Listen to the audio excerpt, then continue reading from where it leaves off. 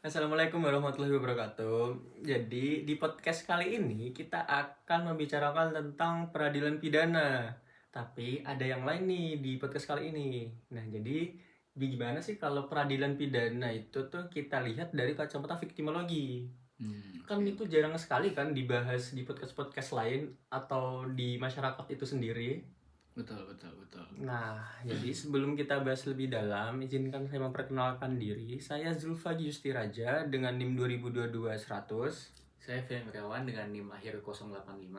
Saya Muhammad Salsabila dengan NIM 2022-086. Nah, itu tadi perkenalan singkat dari saya. Kayaknya agak aneh ya kalau kita membicarakan tentang peradilan pidana tapi tanpa mengetahui apa sih itu viktimologi gitu.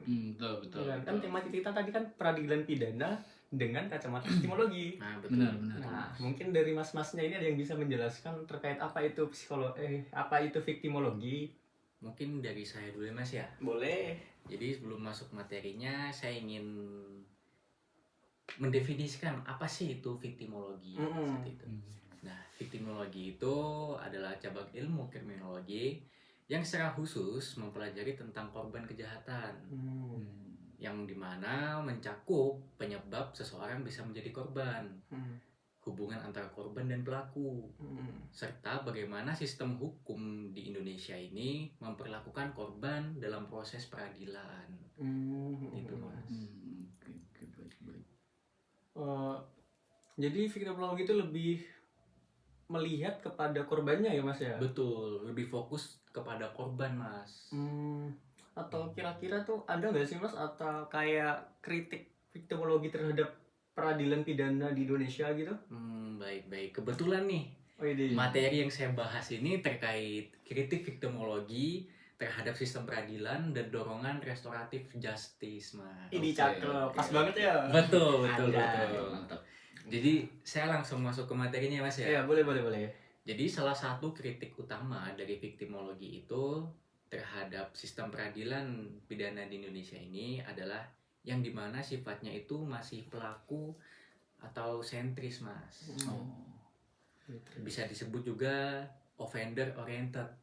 Apa itu, Mas? Nah, yang dimana offender oriented itu fokus utamanya itu peradilan yang selama ini tuh lebih fokus pembuktian kesalahannya itu kepada pelaku dan penjatuhan hukuman terhadap pelaku, Mas.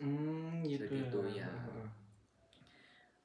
Sementara kepentingan korban itu terabaikan.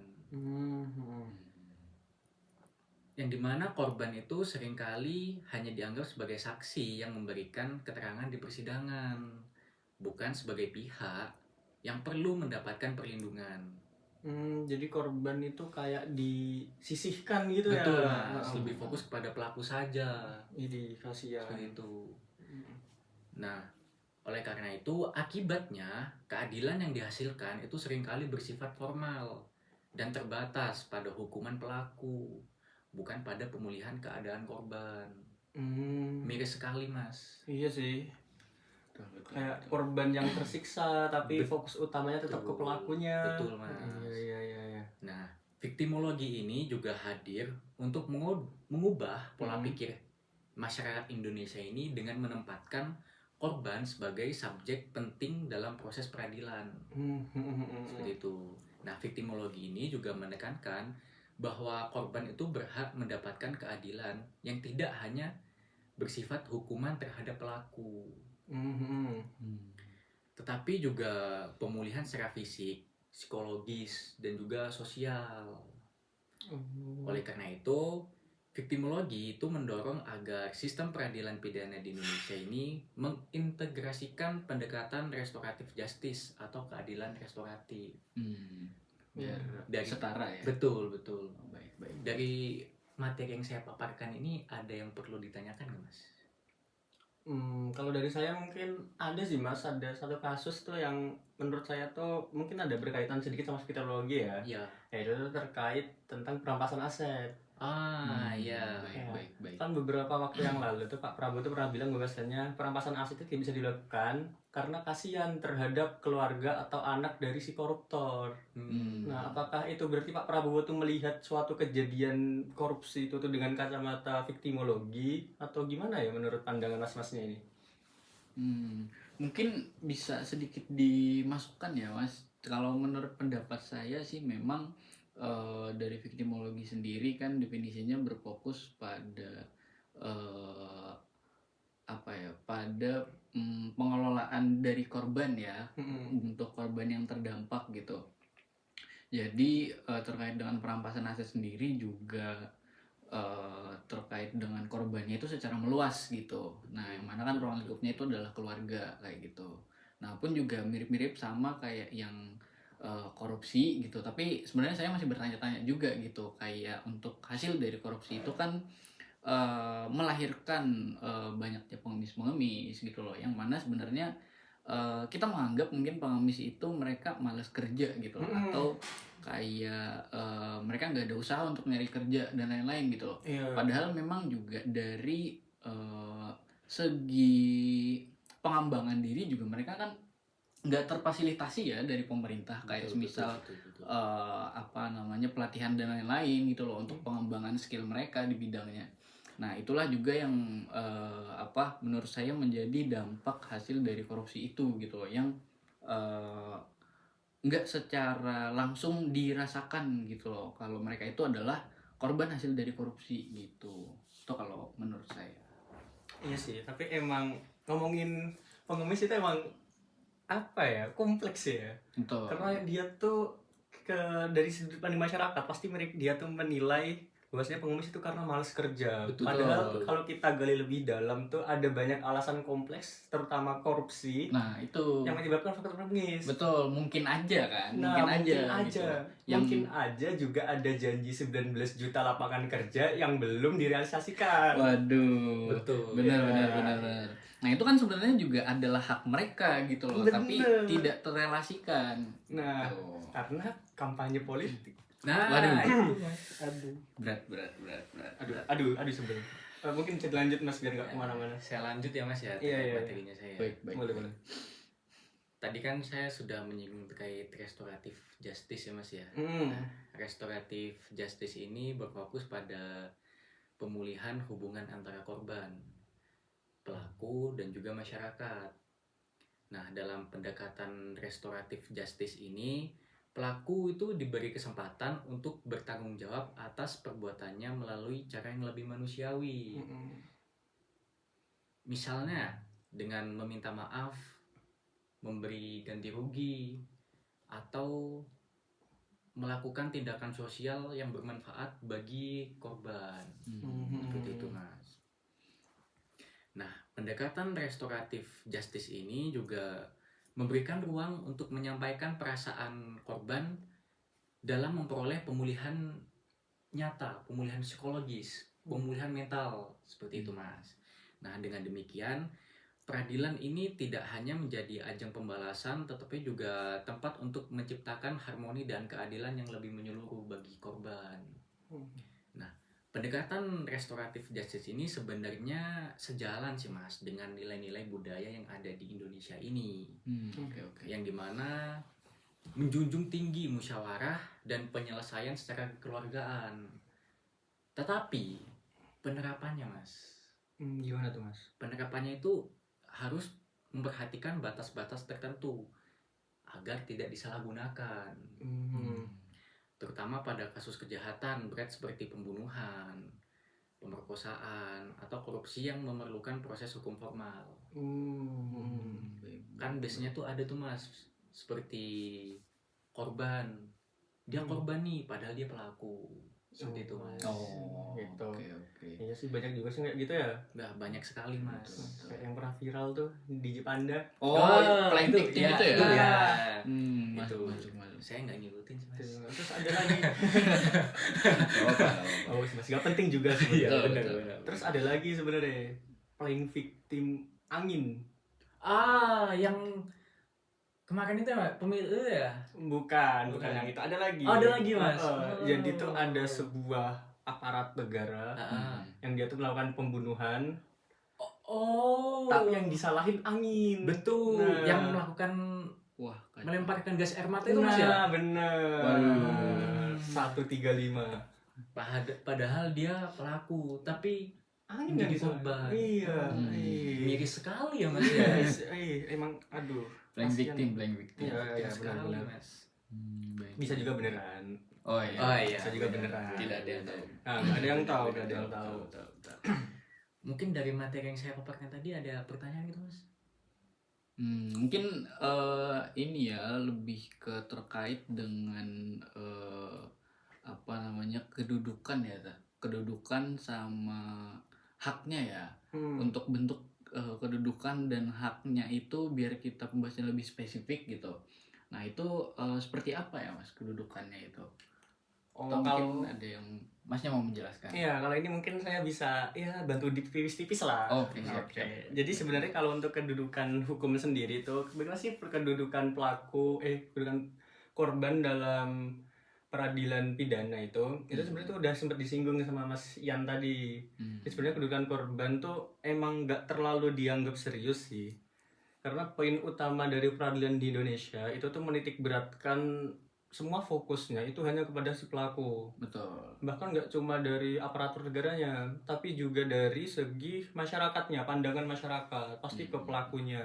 Kayak apa sih latar belakang pelaku, kenapa dia ngelakuin hal ini, siapa pelakunya, dan lain-lain. Betul. Tapi jarang banget kan ada yang nyorot kayak si korban itu gimana.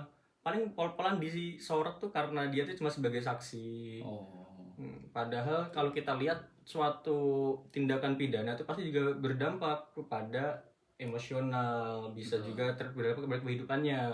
Contoh misal kalau tulang punggung keluarganya itu dibunuh, kan pasti juga bingung juga kan bagaimana kayak istri dan anak-anaknya ngelanjutin hidup. Betul. Nah. Nafkah. Nah itu dia, tapi masyarakat itu kurang lah menyorot hal tersebut. Pemerintah juga kurang dalam menangani hal-hal tersebut.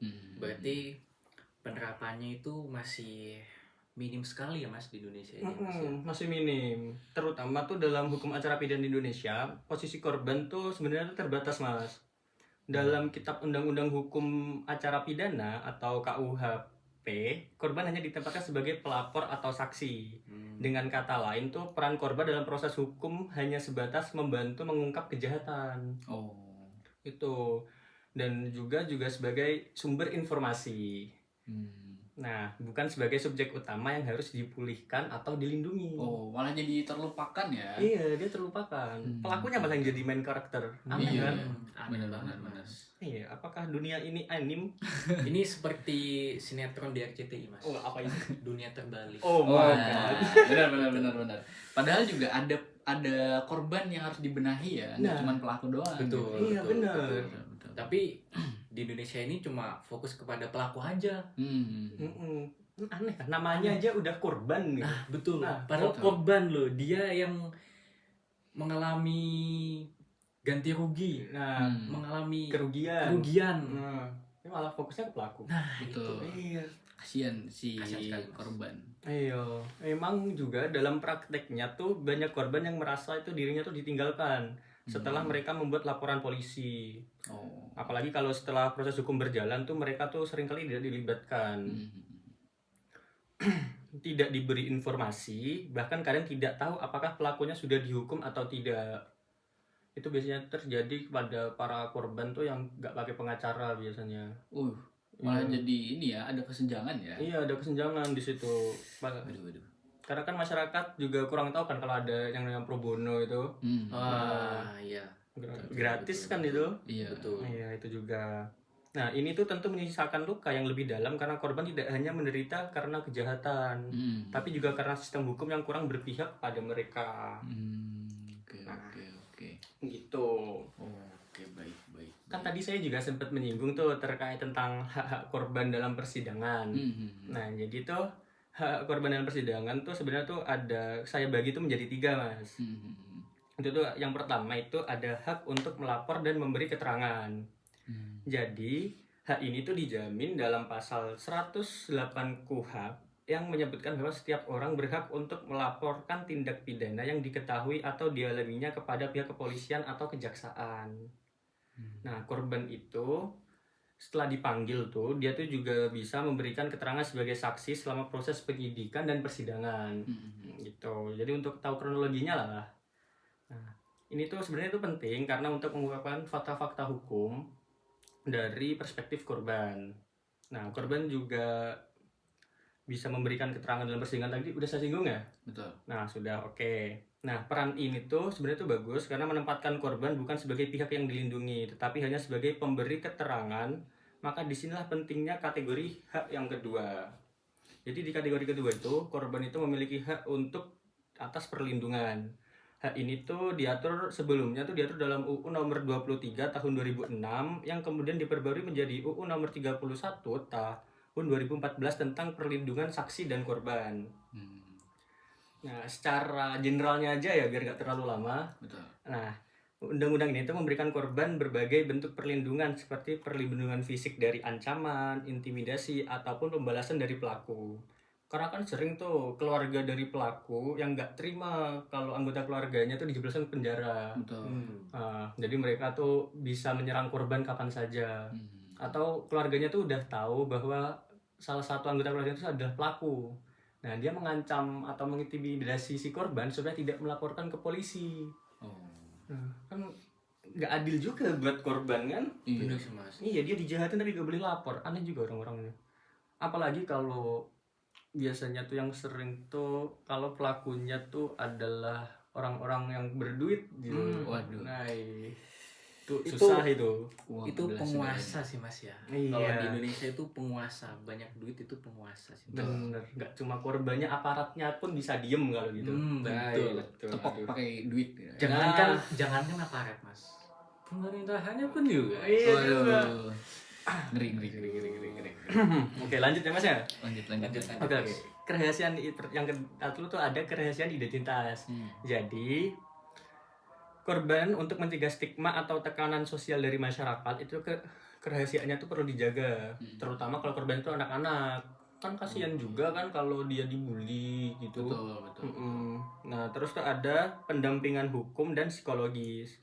Jadi tuh negara tuh hadir bukan hanya untuk memberikan rasa aman tapi juga dia tuh memberikan bantuan untuk memulihkan psikologis dari si korban itu. Supaya dia bisa ya hidup kayak sebelumnya lah. Betul. Nggak terlalu tertekan, nggak jadi takut lagi seperti itu. Baik. Kira-kira Masnya ada yang tahu nggak lembaga apa itu yang memberikan bantuan hukum dan juga psikologis kepada korban? Oh, apa tuh? Lembaga apa itu Mas? Ada, itu namanya tuh LPSK atau LPSK itu tuh yang menjalankan perlindungan. Dia tuh sebagai lembaga perlindungan saksi dan korban. Jadi LPSK ini tuh bisa memberikan perlindungan dan pendampingan psikologis, bantuan hukum hingga bantuan biaya hidup sementara jika korban berada dalam ancaman serius. Oh, oke. Itu. Baik. Jadi kayak tadi semisal ayahnya yang dibunuh, nah dia masih bisa hidup lah istilahnya sampai Betul. mapan lagi gara-gara LPSK ini. Bagus sih organisasi ini. I like. Oh, itu organisasi, Mas. Iya, Berarti bukan pemerintahan Mas ya? pemerintahan, maksudnya organisasi pemerintahan. Oh, Iya. oke. Siap. Terus yang ketiga itu ada hak atas kompensasi, restitusi dan rehabilitasi. Nah, mungkin saya jelaskan satu-satu aja ya biar lebih jelas ya. Boleh. Oke, jadi hak ini tuh diatur dalam pasal 7A Undang-Undang Perlindungan Saksi dan Korban. Yang pertama adalah kompensasi. Sesuai dengan namanya, kompensasi ini tuh adalah ganti rugi yang diberikan oleh negara kepada korban, terutama jika pelaku tidak mampu memberikan ganti rugi atau tidak diketahui. Ini berlaku khususnya untuk korban pelanggaran HAM berat atau tindak pidana terorisme. Gitu. Oke. Tapi sebenarnya ini saya agak menyayangkan ya karena kompensasi ini tuh hanya terbatas kepada tindak pidana pelanggaran HAM berat dan terorisme. Padahal dua hal itu tuh bukan nggak pernah terjadi, tapi jarang sekali terjadi di masyarakat. Yang lebih sering kan pasti tindak pidana ringan kan, kayak pembunuhan, pencurian gitu. Terus apakah mereka nggak dapat kompensasi? Oh iya ya. Itu malah terlupakan ya. Jadi kayak tindakan yang kecil-kecil kayak ya semisal deh kayak yang pernah kasus yang pernah viral yang maling pagar itu. Nah, itu kan apa nggak diganti gitu loh pagar. Nah, itu kan dia. agak krusial juga kan. Malah jadi bisa jadi kejahatan lainnya kan kalau misal pagarnya udah dicuri gitu. Maling dicuri. besi gitu Mas ya. Iya. Padahal kalau buat kasus pencurian sendiri kan biasanya orang mencuri itu karena dia nggak mampu kan. Betul. Nah, jadi gimana si pelaku ini mau bayar ganti rugi kalau dia aja nggak mampu gitu. Betul. Tidak ada sebab kalau nggak ada akibat Nah, gitu Mas itu ya. dia. Betul. Nah, terus yang kedua tuh ada yang namanya restitusi. Restitusi itu adalah ganti rugi yang dibayarkan langsung oleh pelaku kepada korban. Dalam tanda kurung nih, kalau pelakunya kaya. Oh. Kalau pelakunya miskin, nggak ada restitusi. Waduh. Nah, Sayang sekali Mas. iya, misalnya tuh biasanya restitusi itu misalnya tuh untuk biaya pengobatan, kerusakan, atau kerugian lain yang timbul akibat kejahatan. Prosesnya bisa melalui putusan hakim atau kesepakatan selama mediasi. Oke. Gitu. Terus ada namanya rehabilitasi. Rehabilitasi itu pemulihan korban secara psikologis, sosial, dan medis. Ini tuh sebenarnya penting bagi korban karena terutama tuh bagi korban kekerasan seksual. Oke. Apalagi yang masih di bawah umur gitu Nah, Mas ya. itu apalagi. Betul. Karena selain dia rugi secara fisik, karena pasti mentalnya juga kena kan. Betul. Di betul, anak Mas. sekecil itu udah diperkosa gitu. Nah, kan kasihan juga. Udah kayak lagu aja Mas. Masuk. Oke. Ya, mungkin itu sih Mas hak-hak yang bisa saya jelaskan tadi. Ya sedikit sih. Oke. Baik. Saya tertarik sih untuk membahas lebih lanjut terkait dengan hak-hak tadi, yang mana kan sebenarnya dalam proses hukum itu korban itu kan sebenarnya berhak, memang sangat-sangat berhak untuk mendapatkan perlindungan dan bantuan gitu ya, supaya mereka itu merasa aman dan bisa pulih kembali gitu dan bisa melanjutkan hidup seperti biasa gitu. Benar-benar. Nah, terlebih lagi juga ini juga yang sering kali terjadi terkait dengan apa namanya itu kayak pelecehan kayak gitu ya, pelecehan seksual. Nah, pun juga di bawah umur gitu.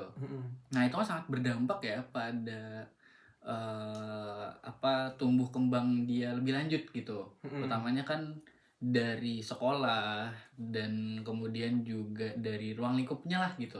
Dari ruang lingkupnya kan malah jadi menciptakan pembulian dan diskriminasi kayak gitu kan. Itu kan malah jadi kasihan gitu loh. Nah, yang mana juga dari pasal 289 sampai dengan 295 KUHP itu kan memang sangat berkaitan gitu loh dengan pelaku dan korban gitu. Nah, yang mana di sini kita tarik ulang kembali, berarti dari kasus-kasus pasal tersebut itu selalu berfokus kepada pelaku gitu, bukan berfokus pada korban gitu. Nah, di sisi lain juga dari korban sendiri kan sebenarnya mempunyai masalahnya sendiri gitu. Otomatis kan kalau semisal pembunuhan itu kan berdampak pada keluarganya yang sakit hati gitu loh, keluarganya yang jadi jadi mental health-nya jadi rusak gitu loh, jadi tidak terjaga gitu. Nah, kemudian juga ada yang kasus maling gitu loh, kan jadi bingung gitu loh untuk tanggung jawabnya tuh seperti apa gitu loh. Kalau semisal contoh motornya dimaling gitu dan pelakunya udah dapet nih, tapi motornya itu spare partnya itu dicopot-copot gitu loh dan dijual-jual. Itu kan nyebar kan perkakasannya, jadi kan itu agak susah gitu loh buat dikembalikan lagi ke si korban gitu loh. Otomatis dia dikembalikannya dengan kondisi tidak utuh gitu. Nah, itu gimana untuk itu Mas, saya bertanya-tanya ini. Betul. Dari saya awal kuliah itu gimana ya para aparat ini menindaklanjuti hal-hal seperti itu Mas? Nah, ini juga kondisi yang sangat miris sebenarnya, karena kan jadi tidak kembalinya barang mereka sih. Betul. Karena kan memang Tapi kalau tadi Mas tanya soal terkait aparat tadi ya, sebenarnya saya juga nggak tahu sih, karena kalau secara formal kan harusnya korban lapor ke polisi kan, kalau misal kasusnya kehilangan motor kayak tadi. Iya. Tapi kan ada yang viral di IG itu bahwasanya dia kehilangan sepeda tapi sama polisinya suruh nyari sendiri. Oh, itu sempat ramai itu Mas. itu sempat ramai itu. Iya, itu kan juga ada tuh. Itu aku juga bingung, itu gimana sih? Iya, benar. Ataukah buat lapor ke polisi itu harus ada minimal minimal nominal hilangnya gitu. Kayak semisal barang jumlah kerugian gitu ya. Nah, Oh. Jadi kalau yang barang yang hilang tuh di bawah 5 juta mereka nggak mau ngurus atau gimana. Tapi Jadi kesenjangan. saya pernah dengar ya Mas ya, Heeh. kalau kita kehilangan barang atau kita apa ya namanya itu, pokoknya ada minimal minimal kerugiannya kita Oh, berapa sebetulnya Mas. iya, iya. Saya pernah dengar nggak salah minimal tuh 2.500.000 kalau nggak salah Mas. Oh itu minimal Iya, buat bisa lapor. Iya, soalnya saya juga pernah ditipu ini Mas. Oh, Iya, Apa, kebetulan saya pernah ditipu. Jadi HP saya itu saya jual. Heeh. Saya jual seharga 1,5 1.500.000. Mm-mm. Sampai sekarang dari tahun 2022 sampai sekarang itu nggak ada Mas. Mau saya laporin ternyata minimal kerugiannya tuh harus 2.500.000. Wah, Seperti itu. ada takarannya ya. Ah iya. Ini aku baru tahu loh. Tapi gimana kalau yang hilang itu gerobak tukang sayur? Nah, Mungkin iya, secara nominal dia tuh nggak mahal. Tapi secara nilai itu tuh yang menghidupi dia dan keluarganya. Nah, buat iya, usaha. iya, benar. Nah, buat usaha Benar, loh. benar. Apakah keadilan bisa dijalankan dengan uang? Harus 2,5 juta baru kita jalan Nah, buat itu. keadilan. Makanya itu saya bertanya-tanya sekali, ini bagaimana ini hukum di Indonesia ini menerapkannya seperti itu Mas. Iya sih. Benar. Betul. Emang agak aneh ya sebenarnya ya. Aneh. Iya. Pertanyaan. Nah, mungkin kita lanjut ke ini kali, ke terkait dengan kondisi psikis tadi ya. Oh iya boleh. Bahas terkait dengan kondisi psikisnya korban tadi. Terkait dengan psikis itu yang di pembulian, mungkin saya ada sedikit terobosan sih, yang mana menurut saya itu mungkin bisa diimplikasikan gitu dari pemerintah, karena kan tadi juga udah ada lembaga apa ya? LPSK tadi. LPSK tadi. Nah, itu kan memang mereka sudah di ranahnya gitu untuk mengelola si korban gitu. Iya benar. Nah, mungkin juga bisa lebih aktif ya buat kedepannya itu yang mengelola psikis secara berkala gitu, dan pun juga bisa lebih ke jangka panjang. Contohnya kan kayak semisal korban seksual itu kan, Betul. apalagi yang mereka yang di ranah masih sekolah gitu, mahasiswa. Apalagi yang kurang mampu. Nah Seperti betul, itu, apalagi Mas, yang orang mampu gitu, karena kan mereka nggak punya biaya gitu loh untuk datang psikiater, untuk datang psikolog gitu loh. Itu kan Iya juga, mahal juga ya soalnya. nah, itu makanya kan sebenarnya udah bagus ada lembaganya itu sendiri. Nah, tapi mungkin butuhnya secara berkala gitu loh, karena kan memang kondisi mental itu kan biasanya itu nggak bisa cuman di satu kali periode gitu loh. Kayak nggak cuma bisa satu kali konsul udah sembuh Iya, gitu betul. ya. Pun juga mungkin 5 kali konsul masih bisa belum sembuh gitu. Karena kan tergantung dari ruang lingkupnya tadi. Nah, kalau misal kayak dengan kasusnya pelecehan seksual tadi gitu loh, dengan kondisi anak sekolah, anak SMP, semisal dia jadi korban pelecehan. Nah, kemudian tersebar tadi gitu loh, apa isunya kalau dia menjadi korban pelecehan. Nah, itu kan jadi malah jadi bahan perpeloncoan gitu loh, jadi bahan bulian di sekolah gitu. Nah, mungkin juga lebih spesifiknya dari lembaga itu bisa masuk nih ke sekolah itu untuk mengadakan sosialisasi gitu. Iya Sorry. Untuk santai. Enggak Mas. Chill, Sosialisasi. gitu, Mas. biar Tapi iya juga sih, soalnya kan jarang kan pemerintah turun langsung kayak ke masyarakat mengatasi permasalahan yang mungkin kelihatannya tuh kecil gitu nah. iya kan. Heeh. Jadi maksudnya biar jadi sorry minum dulu. Oke, minum dulu biar nggak grogi. Saya jadi ketawa kan gitu. Aduh, soalnya agak bahaya ini pembahasannya kan. Iya, kenapa lucu sekali? Pembahasan jadi di ujung jurang gini. Jadi saya jadi keinget yang ini udah bertahun-tahun sih Mas, Apa terkait masalahnya Saipul Jamil. dia kan cepat masuk penjara karena dia melecehkan anak di bawah umur. Oh, Mas. pedofil. Dia pedofil. Iya, benar. Nah, itu Saya jadi kayak gitu. nah, itu kan malah jadi bahan perpeloncoan di sekolahannya Benar, gitu benar, loh. benar. Yang sebenarnya harusnya kan dari pemerintah itu mungkin bisa mengadakan sosialisasi di sekolahannya biar sampai sekarang pun korbannya nggak tahu gimana keadaannya. Nah itu Mas. mungkin juga sampai sekarang tuh masih lagi mental breakdown ya dia Iya, bener. sampai sekarang. Nah, Harusnya kan juga terobosan itu ke sekolahan gitu loh untuk mengadakan sosialisasi untuk bisa lebih peduli gitu kepada korban, untuk memberikan support gitu loh kepada korban. Karena kan memang sebenarnya di kondisi kayak gitu tuh akan lebih baik ya untuk kita itu lebih awareness gitu, lebih peduli dengan korban, lebih support gitu loh, kayak ngasih apa kalimat-kalimat atau afirmasi positif gitu loh, biar mereka tuh tetap semangat hidup gitu loh. Karena di sisi lain juga malah jadi tindak kejahatan lain gitu loh. Justru kan dari dia dibully, terus dia jadi bahan perpeloncoan, terus dia semisal pulang ke rumah dengar kabar kalau dia itu lagi dibully, makin stres gitu loh. Ya, Makin malah merambat kemana-mana iya, gitu, Mas, malah ya. bunuh diri gitu loh. Itu kan malah Betul. jadi kasus baru kan. Benar, Nah, maka benar, dari itu benar juga sekali. penting buat dibenahi gitu loh dari segi apa, dari segi pendampingan sampai akhir itu, karena kan untuk menghindari korban-korban yang makin bertambah ya, karena kan memang sebelumnya dia udah jadi korban gitu loh, tapi malah jadi korban Yang dari- kedua kalinya. Bisa itu. jadi kesekian kalinya ya Mas Nah, ya. betul. Itu kan hal yang sebenarnya perlu dibenahi ya untuk mencoba mengurangi jumlah korban kayak gitu. iya sih, oke. Jadi gimana guys ya, gimana pendapat kalian tentang peradilan pidana di Indonesia ini? Apakah memang sudah bagus atau memang perlu adanya sedikit perubahan terkait kepentingan korban dalam peradilan pidana di Indonesia? Betul. Supaya kita tuh tidak hanya berfokus kepada si pelaku, tapi kita tuh juga melihat korban itu tuh bagaimana, yang sudah dijelaskan tadi tentang kesehatan mental dan juga kedudukan hukumnya dan seperti itu. Oke, terima kasih sudah menyaksikan podcast kami. Saya Raja undur diri. Sampai jumpa di episode selanjutnya.